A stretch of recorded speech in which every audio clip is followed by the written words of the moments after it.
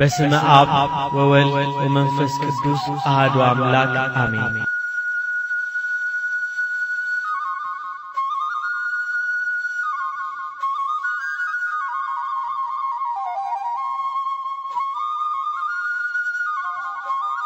ተበራይቶ በጎተራ ያልገባ መንገድ ላይ የተደፋ የሚመስል ጤፍ ነው አሸዋውማው መንገድ።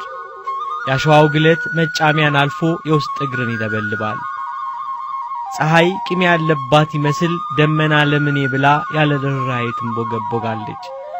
በዚህ በሚያቃጥል ፀሐይ የውሃ ጥም፣ ረሃብ፣ ድካም፣ እንግልት እኒህ ሁሉ እየተፈራረቀባቸው ከፊት አህያዋ ላይ የታሰረውን ገመድ ትከሻው ላይ አድርጎ የግድ የሚራመድ አዛውንት፣ አህያዋ ላይ አራስነቷ ያልጠና በልጇ ፍቅር የምትንገበገብ እናት፣ ከአህያዋ ኋላ ስንቅ ነገር ያዘለች የሞት ሞቷን ትራመዳለች።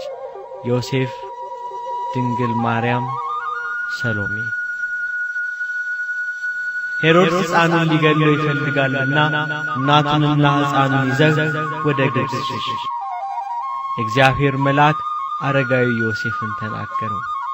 በዚህ የነቢዩ የሆሴ የትንቢት ቃል ተፈጸመ። ልጄን ከግብጽ ጠራሁት። የእመቤታችን የቅድስት ድንግል ማርያም ስደት ከቤተልሔም እስከ ደብረ ቁስቋም።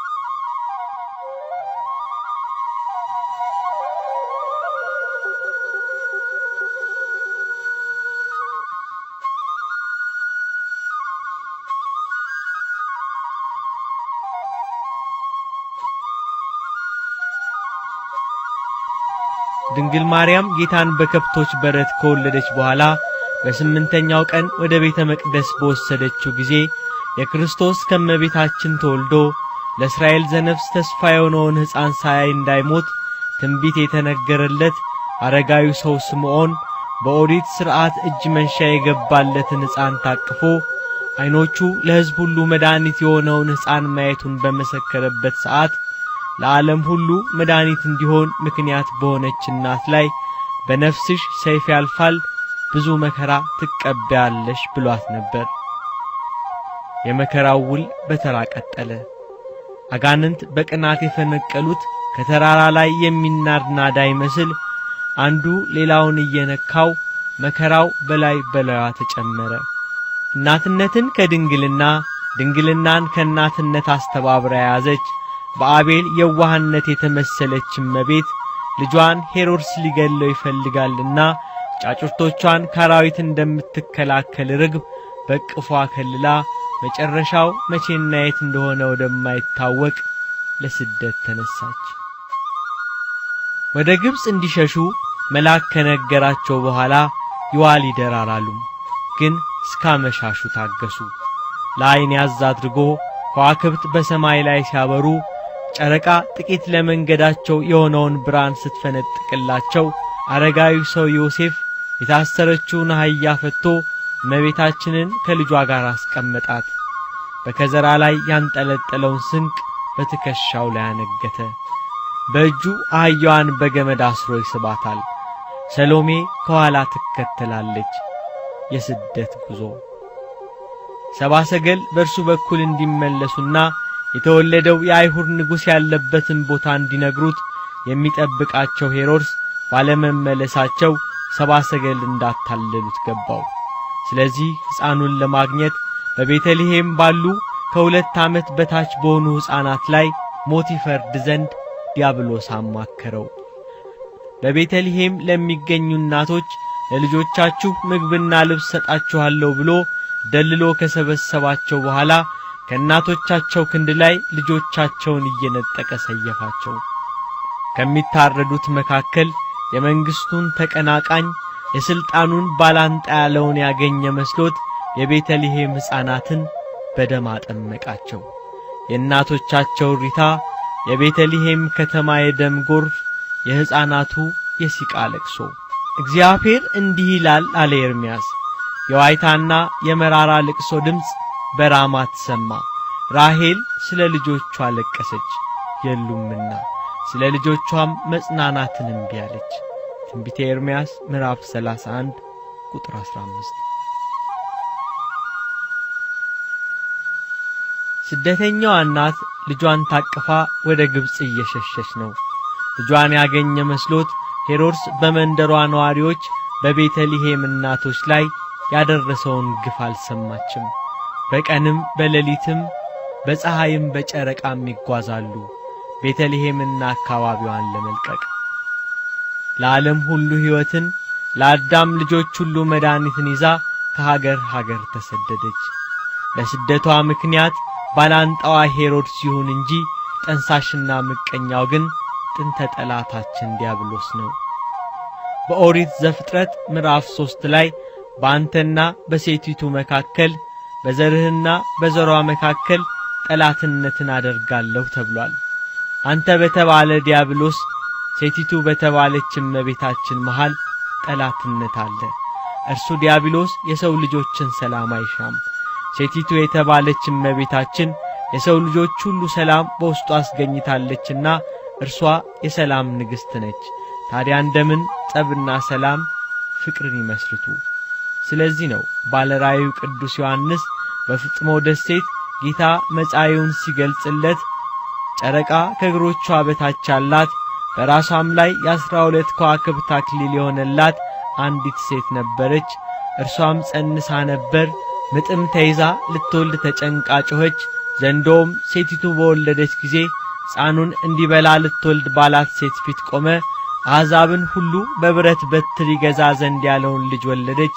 ሴቲቱም 1260 ቀን እንዲመግቧት በእግዚአብሔር ተዘጋጅቶላት ወደ ነበረ ስፍራ ወደ በረሃ ሸሸች። ዘንዶ ወደ ምድር እንደተጣለ ባየ ጊዜ ወንድ ልጅ የወለደችውን ሴት አሳደዳት።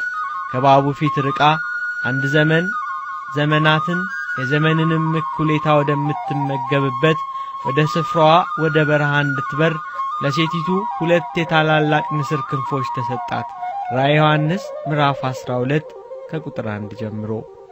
ሄሮድስ ካስፈጃቸው ሕፃናት መካከል ንጉሡ ክርስቶስ አለመኖሩን ዲያብሎስ ለሄሮድስ ነገረው። እርሱ ሕፃናቱን ሲፈጅ ጌታ በእናቱ ጀርባ ሆኖ ወደ ግብጽ ሸሽቷል።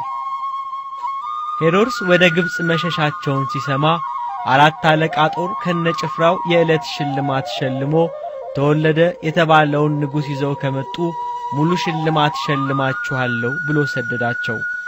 አንድ ነፍስ ለማደን 4 አለቃ ጦር በፈረስና በበቅሎ እየታገዙ ሕፃኑንና እናቱን ፈልገው ዱካቸውን ተከትለው የገቡበት ገብተው አድነው ሊያመጧቸው አዘመተ።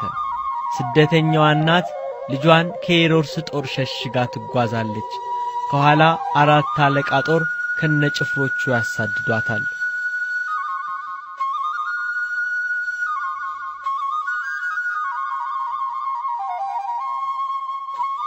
ከሄሮድስ ጦር ለመሸሽ ስደተኞቹ ይጓዛሉ። እመቤታችን ጌታን አንድ ጊዜ በክንዷ ሌላ ጊዜ በትከሻዋ እያቀፈችና እየተሸከመች ጥሻጥሻውን ተራራ ቀበቱን ዳገት ቁልቁለቱን ትጓዛለች። ሰሎሜ ከመንገድ መራቅና ብዛት የተነሳ አልፎ አልፎ ታግዛታለች። ከኋላ ጦር እየሸሸች ከፊት መድረሻ አልባ የሆነ ጉዞ፣ ድካም፣ እንግልት። ይህ ሁሉ አስቀድሞ የታየው የአባቷ የዳዊት ልጅ ሶሎሞን ባልበረታ አቅም በደከመ ጉልበት ፀሐይ ባዛለው ሰውነት ሐዘን በቦረቦረው መንፈስ መሰደድሽ ይበቃል እቴ ሙሽራዬ ሱላማጢስ ሆይ ተመለሺ አላት። እኛም ተመለሺ እናታችን ሱላማጢስ ተመለሺ ተመለሺ ተመለሺ እናይሽ ዘንድ ተመለሺ እንላታለን።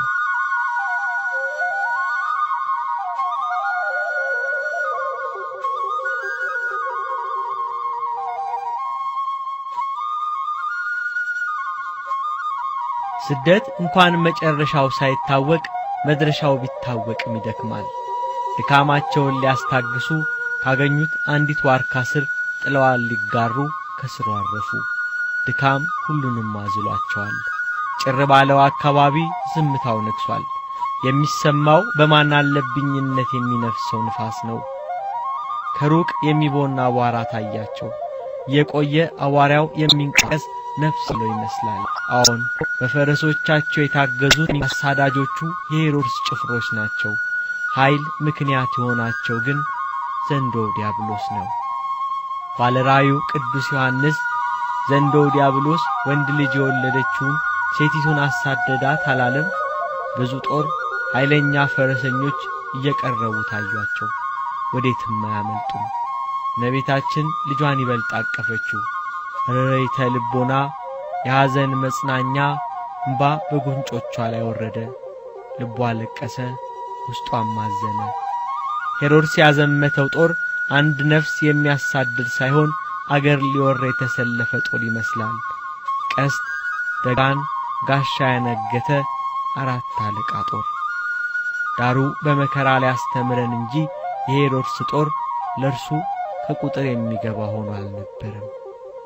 ባለራእዩ ቅዱስ ዮሐንስ ምድሪቱም ሴቲቱን ረዳቻት እንዳለ ተደግፈው ጥለዋን የተጋሯት ዋርካ ውስጧ ተከፈተ። ቤት፣ ታዛ፣ መጠለያ፣ መሸሸጊያ ጎጆ ሆነቻቸው። ለብዙዎች መሸሸጊያ ናት። ዋርካዋ መሸሸጊያ ሆነቻት። ሁሉንም ያዘቻቸው።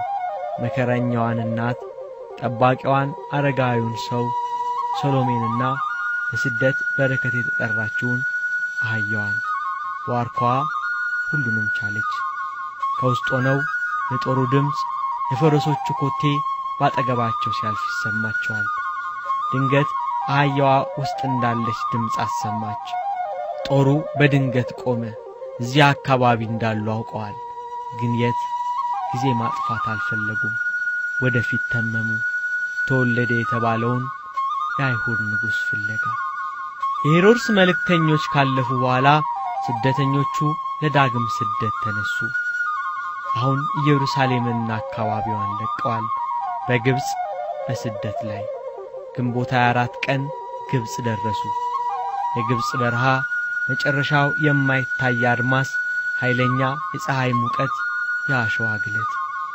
ከፀሐዩ ዋይ የተነሳ ጥቂት እንጂ ብዙ አላስኬዳቸውም።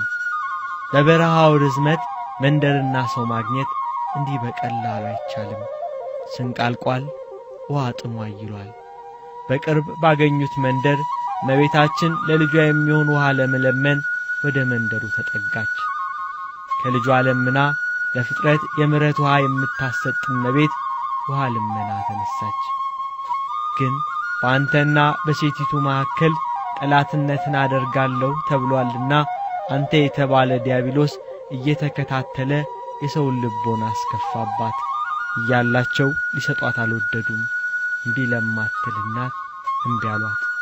ውሃ ሳታገኝ ልጇን ሳታጠጣ ወደ ዮሴፍና ሰሎሜ ተመለሰች። ስትመለስ የበረሃ ሽፍቶች ሰሎሜንና ዮሴፍን አስፈራርተው 70 ሰገል ለጌታ ካመጡት እጅ መንሻ መሃል የጌታን የወርቅ ጫማ ወስደውባቸው ደረሰች። የልጇን የወርቅ ጫማ መወሰድ ስትሰማ ሄጄም ላላገኝ የልጄን ጫማ ወሰድኩ ብላ ርኅርኅት እናት እንባን አነባች። ልጇ ወዳጇ ልቅሷን አይቶ እንባዋን በእጁ ጠርጎ ትንሹ ጣቱን ወደ ምድር ባወረደ ጊዜ እንደ ማር የሚጣፍጥ ምሬት የሌለው እንደ ወተት ነጭ ሆነ የውሃ ምንጭ አፈለቀ። ተስፋይቱን ምድር ለማውረስ ከግብጽ የባርነት ቀንበር አላቆ በሲና በረሃ ሕዝበ እስራኤልን ቀን በደመና ሌሊት በብርሃን አምድ ሲያጉዛቸው በነብዩ ሙሴ አማካኝነት ከጭንጫ ውሃ እንዳፈለቀ ዛሬም በጠባብ ደረት ባጭር ቁመት ተወስኖ በምድር ተገለጸና ከጭንጫ ውሃ ፈለቀ። ከዚያም ተጠጥቶ ከማይሰለች ውሃ ጠጡ። ሌላ አካባቢ ደረሱ። አንድ ገበሬ ስንዴ ዘርቶ አፍርቶና አብቦለት ወቅቶና በራይቶ ወደ ጎተራ ሲከት እመቤታችን ልትለምነው ፈለገች። በሩቅ ቆማ ከስንዴ እህል ጥቂት እንዲሰጣት ተማጸነችው። ሊሰጣት ግን አልወደደም። ሊያታልላት ፈለገ። ይሄ እኮ ስንዴ አይደለም፣ ስንዴ መስሎሽ ነው የተከመረው፣ ጠጠር ነው አላት። ሰይጣን የሰውን ልቦና ያከፋባት ተቸገረች። ገበሬውን እሺ እንደ ቃል ይሁን ብላው ሄደች። አናግሯት ሲዞር የተከመረው ስንዴ ጠጠር ሆኖ አገኘው። ከዚህ አልፈው ደብረ ምጥማቅ ደረሱ። ጌታ መጻኢውን ከዘመናት በኋላ በዚህ ቦታ ስለሚገደመው ገዳም ስለሚሰሩት ድንቅ የአባቶች ገድል ለእናቱ ይነግራት ነበር። በዚህ ቦታ ባንቺና በኔ ስም የከበረ ቤተ ክርስቲያን ይሰራል፣ መነኮሳት በዚህ ታላቅ ገዳም ይገድማሉ፣ የብዙ ቅዱሳን መካን ይሆናል፣ ለሕዝብ ሁሉ በየቋንቋቸው ብዙ ትምህርት ይደረጋል፣ ያመኑ ያላመኑም ሰዎች ያዩታል። ይህም ያላዚ ዓለም ለመምጣቴ ዮንንና አዳምን ለማዳን ከአንቺ ሰው ለመሆኔ መታሰቢያ ናት። በዚህ በስምሽ በሚሰራው ገዳም አንቺ ትገለጫለሽ። የመላእክት አለቆች ንጹሐን የሚሆኑ ሚካኤልና ገብርኤል በቀኝና በግራሽ ይሆናሉ። የሰው ልጅ መዳኛው ቀኑ በደረሰ ጊዜ በአይሁድ በፈቃዴ ሞትን እቀበላለሁ። አንቺን ከሰማያውያን መላእክት ልዕልት እንደሆንሽ ከመሬታውያን ጻድቃን የከበርሽ እንደሆነ ያውቁ ዘንድ ይደረግልኛል ብሎ አምኖ አንቺን በኔ ስም የለመነ ይደረግለታል አላት። ስለማይታበል ቃሉ በዚያ ቦታ ላይ በእመቤታችን ስም የከበረች ቤተ ክርስቲያን ተሰራች። ጽዮንን ክበቧት እንዳለ ቅዱስ ዳዊት በዙሪያዋ መነኮሳት ተሰባሰቡ። እጅግ ታላቅ ገዳም ሆነች። ስሟም ደብረ ምጥማቅ ተሰኘ። በሁሉም ዘንድ የታወቀች ሆነች።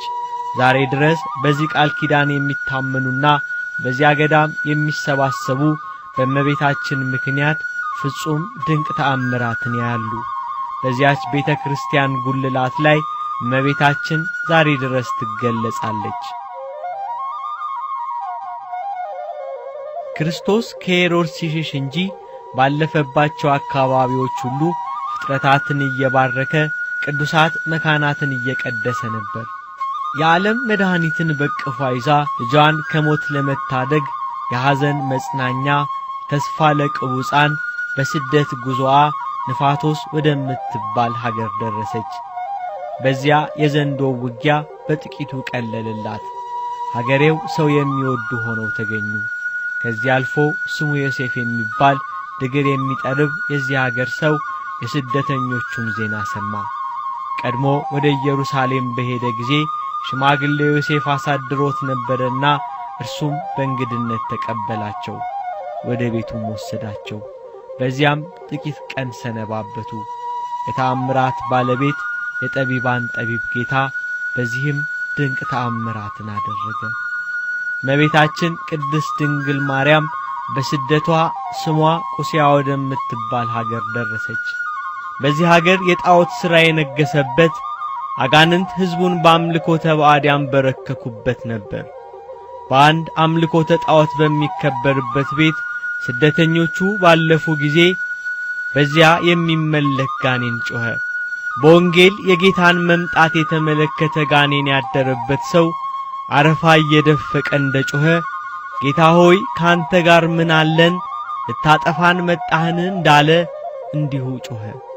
ይችን ሴትና ልጇን ከሀገራችሁ አስወጧቸው፣ የግብፅን አውራጃ ሁሉ ዞረዋል። ወደዚህ ሀገር ወደ ጣዖታቱም ቤት የገቡ እንደሆነ ጠላቶቻችን በእኛ ላይ ይነሱብንና የሀገራችን ሥርዓት ይፈርሳል፣ ሀገራችንንም ያጠፉብናል፣ አስወጧቸው እያለ ጮኸ። የአገሬው ሕዝብ ሰይጣን ልባቸውን አክፍቷቸው ስደተኞቹን ጠሏቸው። ሕዝቡም ወደ ጣዖት ቤቶቻቸው የገቡ እንደሆነ የሀገራችን ሥርዓት ይፈርሳል፣ ሀገራችን ይጠፋብናል፣ መከበራችን ይቀራል እያሉ ጮኹ። ለጣዖታት የሚያገለግሉ 100 የሚሆኑ ካህናተ ጣዖት ገመድና በትር ይዘው ስድብ አበዙባቸው። ሂዱ ከሀገራችን ውጡ አንፈልጋችሁም አሏቸው። አማልክቶቻችን በእናንተ ምክንያት ሀገራችንን እንደሚያጠፏት ነግረውናል፣ ውጡ አሏቸው። አሳደዷቸው። ማረፊያ ጠፋ። እህል ውሃ ሳይሆን ለጥቂት አረፍ የሚሉበት ቦታ አልተገኘም። የነገሥታት ንጉሥ ዓለማትን የሚገዛ እሱ ተሰደደ። ለፍጥረታት ሁሉ መጠጊያ ማረፊያ የሆነች እናት ማረፊያ ታዛጣች። ተመለሺ፣ በአባትሽ በዳዊት ሀገር ብዙ ማረፊያ ያለሽና ተመለሺ፣ ሱላማጢስ ተመለሺ፣ እቴ ሙሽራዬ ተመለሺ፣ እናይሽ ዘንድ ተመለሺ።